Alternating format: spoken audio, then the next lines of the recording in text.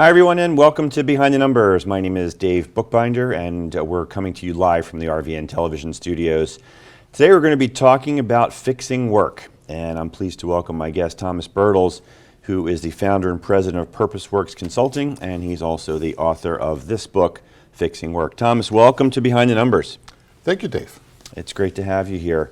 Before we get started, I've seen a lot written and spoken about the need to be fixing work. What's broken? I think there's a bunch of things that are broken. We see turnover rates that are unprecedented, right? I think about 5 million people months over months quit their job and look for something else. We have the lowest level of engagement, according to Gallup, that we've seen in a number of years, and the numbers are trending down. And I think the pandemic, has led a lot of people to really question the role of work in their life. And so I think there's really a crisis going on when it comes to work. Yeah, and we're going to unpack that. But I think before we do, let's talk just a little bit about your background and what makes you an expert in the idea of fixing work. Sure. So, I started my career in an industrial company called Asea Brown Boveri, ABB. And I worked there for a number of years and got involved in some interesting transformation work, which led me then to go into management consulting. And I worked with a small boutique company up in Boston that became part of Aon Consulting. And then myself and some colleagues started our own firm.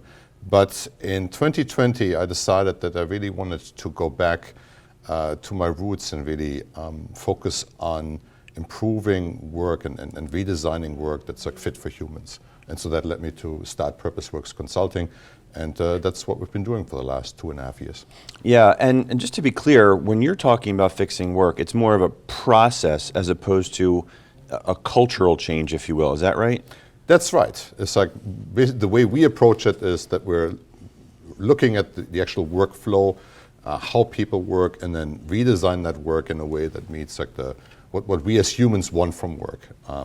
And as we're doing that with the people who do the work, which is where the cultural change comes in. Okay, so the culture then is a byproduct of the process improvements. That's correct. That's interesting. I don't think I've had anybody on my show that spoke about it from that perspective before. So let's start to unpack this. You talked about, you mentioned turnover, you mentioned engagement. I'm familiar enough with the Gallup stats on engagement. It looks like about 1/3 of the workforce is engaged at any particular time. And it's been roughly in that zone for a very long time. What kind of process improvements do you implement that impact engagement? How do you get folks really leaning into what they're doing? So if you look at how we mostly approach the design of work, it really is oftentimes unintentional. And what I mean by that is that when we construct a job, we basically, we either have people already do a certain task and we pile additional work on top, right? I need this report done, I need this study done. Or when we restructure it, we try to find ways to make it as cheap and as efficient as possible. And so we end up dividing the work into small bits and chunks. And that makes it very difficult later on for people to experience that work is meaningful, because you don't have the sense of completion that you get when you do a task from start to finish. And people lose line of sight to what the customer of that work wants. And so as a result of that, people really don't feel a sense of accountability either, right? And so what we're doing when we're redesigning work is we're trying to understand what's the entire job from start to finish, and try to sort out how we can get a person or a team to do the whole task, and basically be directly connected to a customer. And research has shown for the last 6 decades that if you do that, if you give people a whole job to do, that increases their motivation to experience this work is more meaningful. Yeah, sure. I mean, I can certainly relate to that. Early in my career, just learning the ropes in the valuation consulting space, many of the junior analysts, including myself, were kind of constrained to be doing one particular piece of the puzzle. And we never got to see the big picture until further down the road. And that certainly was frustrating. So I totally get that part. But when you talk about bringing meaning to work, a lot of the things that I read and hear, meaning is larger than what somebody's doing day to day in terms of the completions of their task and in its totality, but more so the mission of perhaps the organization that they're working with, something that's benefiting society. Are you finding anything, Thomas, where if you don't fully check that second box, you're still able to generate that engagement? Yeah, I think you can find meaning both. You're absolutely right, right? You can find meaning, or it's obviously great if the company has a noble purpose, right? You're working on a cure for cancer, you're taking care of sick patients, you're educating, right, children or adults and giving them a new career opportunities. Those are, I think, very noble purposes, and I think that's certainly inspiring for people in that space. But you can also find purpose in a sense of mastery that you have in your work, where you're really operating on top of your game and you use all your facilities, all your skills. And so I think, in my view, the sense of purpose and meaning can come from different areas. Gotcha. You mentioned turnover. I want to talk a little bit about turnover. So obviously during the pandemic, we experienced the Great Resignation. Turnover rates, I don't think, were ever higher. Lately, I'm reading that the Great Resignation has turned into the Great Regret. What are you seeing currently in terms of turnover post-pandemic? Yeah, I think it's starting to settle down because, right, people realize that the grass is not always greener. Right? And I think the issue is that when we have poorly designed work and people realize that the work is not satisfying and they go somewhere else, they're oftentimes attracted by the promise where the company says, right, we've got a great culture, you have a lot of autonomy here, you can do all these things. But then reality as you go into that organization is that autonomy is oftentimes very restricted, and what the job description says or what the job ad says doesn't really reflect the reality of what you encounter when you take that role. And so I think then people realize that it's kind of like we're all just cooking with water, so to speak, right? Mm-hmm. There's no real difference. But I think there's also some companies who are approaching this differently and who are constructing jobs that are really worth doing. And I think that then becomes a competitive advantage because people don't leave a well-designed job. If you have a job that gives you meaning, where you have autonomy, where you know that you're performing at a very high level, why would you leave that job for a job that's more fragmented, where you don't have that much autonomy and where you don't know how you're doing? Yeah, and I just want to continue the thread on the connection between the job autonomy, the process, and the culture piece, because they say, and it's been documented, that most people don't quit their job, they quit their boss. So in circumstances where you've got a good process, but there's tension between the employee and their supervisor, what's been your experience there, and how do you build that bridge? I mean, obviously the manager plays a huge role when it comes to how we see the job. But I think all these studies or many of these statistics, I think, tend to overemphasize, the role of a manager. And I think it's like if the job is not well designed, then the boss becomes an issue. But if the work is well designed, then oftentimes you can do the entire work from start to finish and be self-directed, and you don't really need your boss to tell you what to do, when to do it, how to do it, and to check whether you've done the work. Right? So in my experience, if you design the work well, then it allows for people to really be self-directed and self-motivated, and that reduces the need for supervision, which can also be very profitable for companies because now you don't need layers and layers of supervisors to make sure that people do the work. Yeah, and we're going to explore the ROI of these process improvements in the second segment. Thomas, for folks who are watching and listening, if they want to learn more about you, how they can work with you, where they can get the book, how can they do that?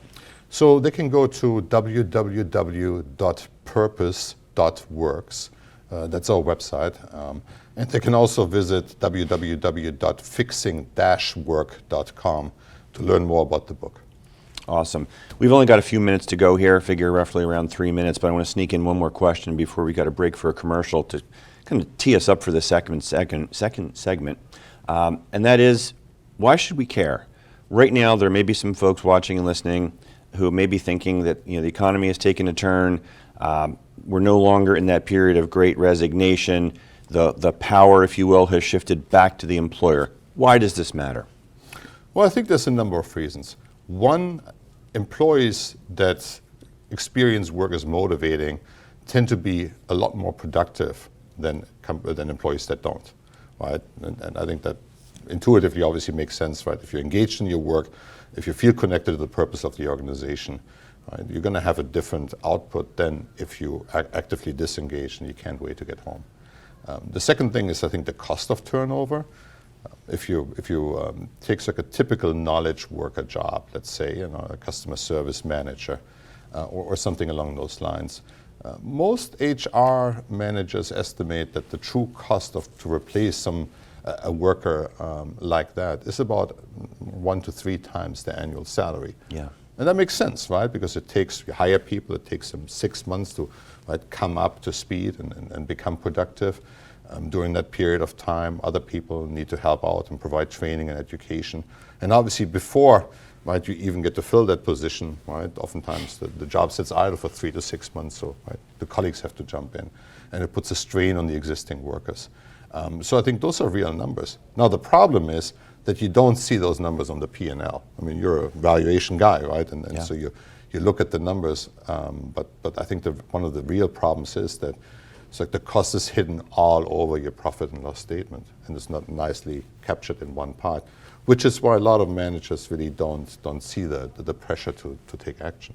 Yeah, and like you said, in my world, I valued human capital throughout my career, and what you're talking about in this cost of turnover, I refer to as the intangible within the intangible.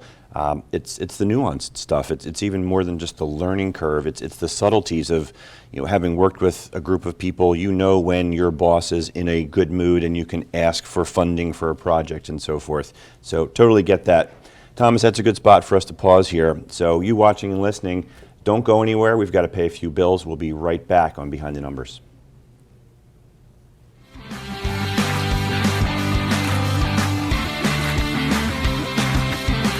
What makes a Wawa Club? Is it the crispy bacon on the turkey BLT? The endless layers of flavor of the buffalo chicken salad? Or is it a secret handshake? Nah. At Wawa, there's a club for everyone. Find yours today. We ride for those who died. The Police Unity Tour and RVN Television is bringing to you a show called On Your Honor, Straight Talk, and I'm your host, Patrick Monturi. I am a retired police chief from Florham Park, New Jersey, and I am also retired from the National Law Enforcement Officers Memorial in Washington, D.C. I am currently, for the last 27 years, the CEO and founder of the Police Unity Tour. And this show will bring to you straight talk about law enforcement, the actions and heroism that is provided to you, the citizens of the United States, as well as their actions in falling in the line of duty, as we could see some of the stories that surround that. Again, please watch us on RVN Television and be safe, take care. At Jersey Mike's, they slice your order fresh right in front of you. And let me tell you, watching that can send a rush of emotions through a person. Excitement, impatience, baby-like wonder, indecisive, anticipatory chewing, nervous pacing, happy claps, and finally, jealousy, because that's this guy's sub. I should order one. Good idea. Sliced right in front of you. It's a Jersey Mike's thing. A sub above.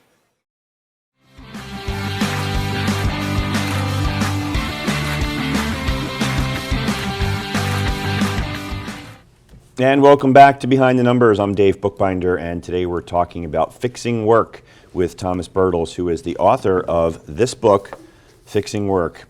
Thomas, welcome back to round 2.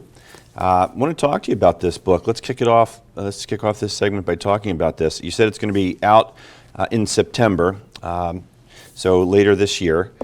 What inspired you to write this? So there's a famous book called The Goal by an Israeli author, Eli Goldratt, that came out in the 1980s. And it was for the first time that somebody took a business concept and explained it using a narrative or a fable format.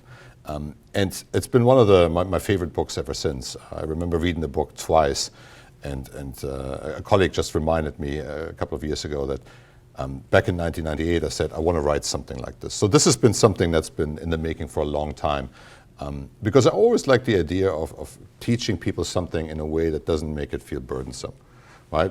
Everybody or many people read business books, right? I have an expensive collection.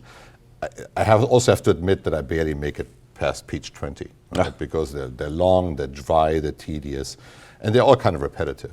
So I like the idea of like taking a real story that people can identify with and basically paint a picture of like what's like a normal middle manager in a normal company in America could do to create a better work product.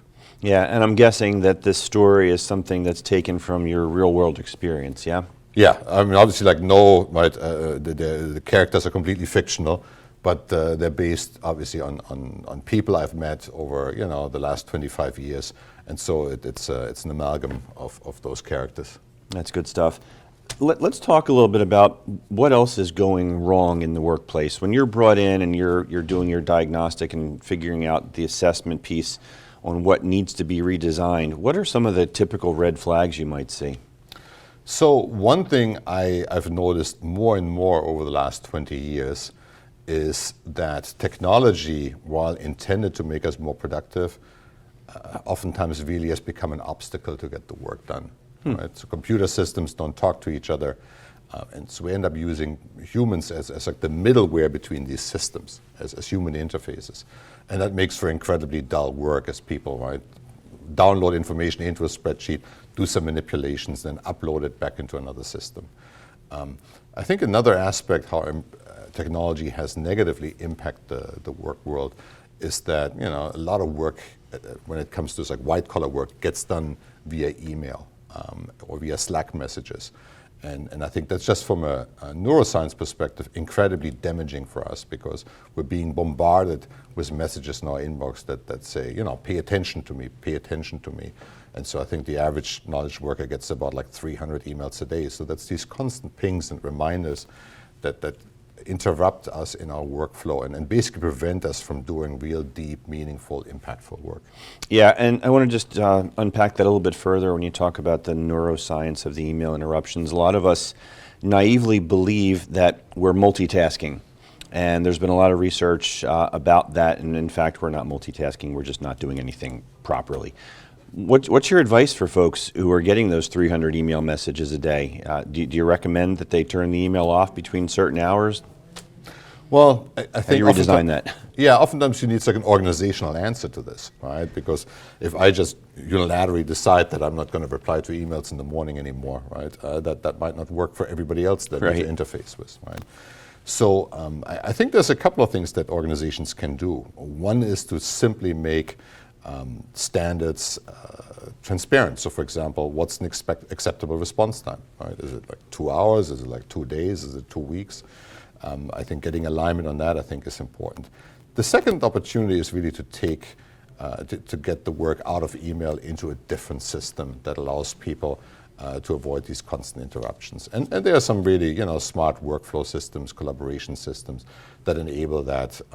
People sometimes call them Kanban boards, where basically you put all the information, so like on a little cart, right? Yeah. And then you know, you have little stand-up meetings and people decide what to do next, and they can go off and do this. Whatever it is, I think the important part is just to intentionally design it with the needs for humans in mind, with the human needs in mind. Yeah.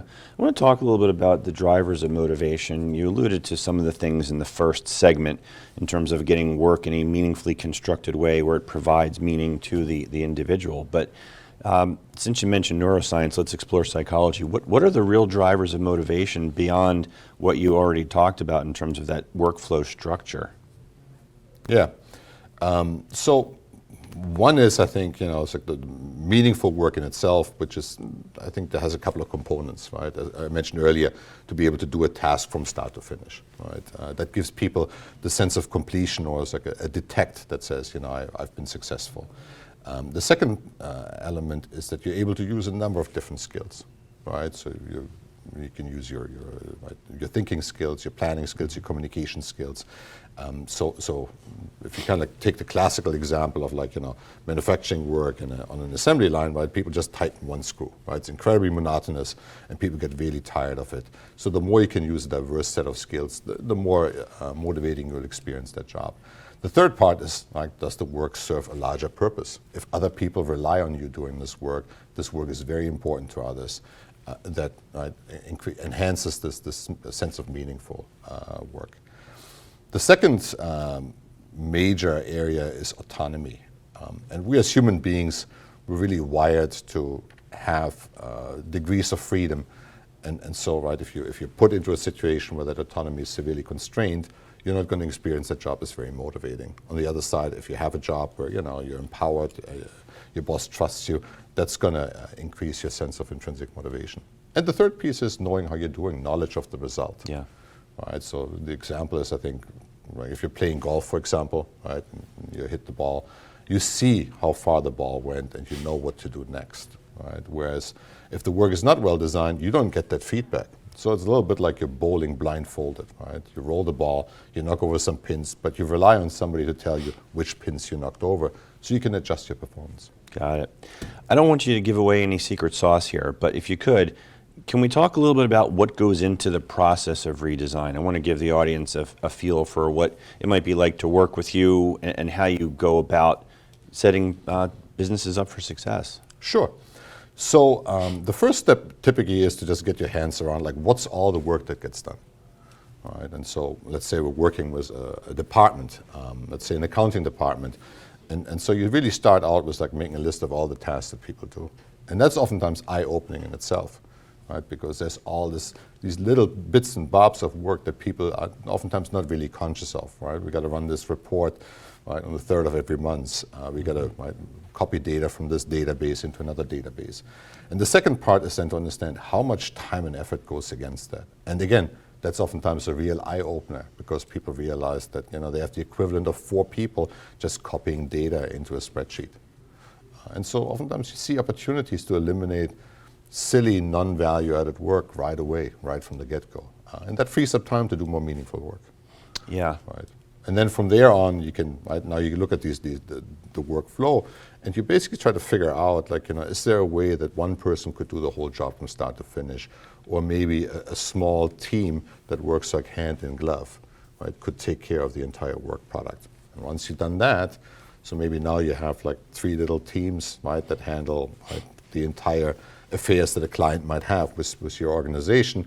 And then you could say, you could align those people directly to those clients or to those segments, right? So they have a direct line of sight, direct accountability. How long does it typically take to go through a process like this? It can go as fast as 3 to 4 weeks, and it go as long as 6 to 9 months if you're dealing with like an entire organization. So I'm currently working with a client that's about 1,000 people, and so we're getting towards 1/7 of the engagement, and we're starting to implement things. Yeah, and just to go into the numbers, coming out from behind the numbers, if you will, pun intended there. I want to go a little bit deeper into the ROI. You alluded to it in the first segment about reducing turnover. Besides getting a workflow that's more organized and efficient, what other benefits can companies expect to receive from doing this? So one is that you oftentimes get a better customer experience, a dramatically better customer experience, right? Because instead of dealing with 7 different people and being transferred 19 times, right? The way we redesign the work, you oftentimes have like a single point of contact that can address a lot of the questions that you have, right? So that creates a better customer experience. The second thing it does, it actually delivers a real cost reduction because you oftentimes don't need as many managers and supervisors to make sure that people do the work. And that can be quite substantial. And oftentimes, so when you ask people to do a whole job, something from start to finish, oftentimes that also requires that you pay them a little bit more because they're taking more responsibility, right? Yeah. But that's more than offset, I think, by the savings that you get by requiring less managers and supervisors. It's like in my experience, in a lot of organizations, the average span of control is 2 or 3 people, right? So every manager has like 2 or 3 direct reports. If you go to motivational work design, you can oftentimes broaden that extensively because people need less supervision. So maybe now you just need 1 manager for every 15 people. Yeah. Thomas, for anybody who's watching or listening and wants to work with you, how can they reach out to you? So the easiest way to reach out to me is go to our website, www.purpose.works, and shoot us an email, or you can reach out directly to me at Thomas, Thomas, @purpose.works, and send me an email. Awesome. Thomas, can we talk a little bit about agile decision making and how that impacts the redesign of workflow? Absolutely. So agile decision making, one way to look at it is simply, right, who gets to make the decision. And in many organizations, right, decision making has become fairly concentrated at the top, right? So So it requires to escalate, right, things all the way up the food chain and then get an answer, and then it cascades all the way down again. That becomes a very slow process. I think the easy way to see that is just to think about, like, how long does it take, for example, to get approval for hiring a person, right? Adding a headcount. And in most organizations these days, right, it goes all the way to the top of the organization, because we're really, really quite worried about, right, adding more headcount and more cost to the organization, because unfortunately that's how we tend to look at employees as a cost. So again, if you think about agile decision making, right, you want to drive the decision making down to the lowest possible level in the organization. I think Peter Drucker, right, who was the person who really shaped it's like how we think about management in a very fundamental manner, said back in the 1960s and 1970s that we should design the jobs of managers that you can't possibly define the job big enough. Right? So you should always strive to make the job as big as possible and give that person room for growth. And I think if you take that piece of advice, right, which we gave us like 6-7 decades ago, and you look at what people actually do, we're doing the polar opposite, right? We're creating all these jobs, and we're taking all the authority and all the decision making out of it. So the idea is really to move the decision making as close to the customer, as close to the point of impact as possible. And companies do that. I mean, Southwest Airlines, I think, is famous for giving their gate agents enormous autonomy in terms of doing the right thing. Yeah, we've got about 90 seconds here, so you're on the clock. But I want to give you a last word in terms of giving the audience an opportunity to understand some tips or actions that they may be able to take. You know, obviously not a full process improvement, but is there something that they can do this afternoon that's going to make a difference in the organization?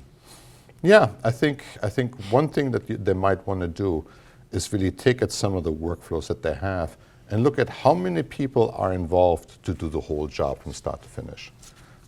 And if that answer is 10 or more, that might create an opportunity to redesign the work.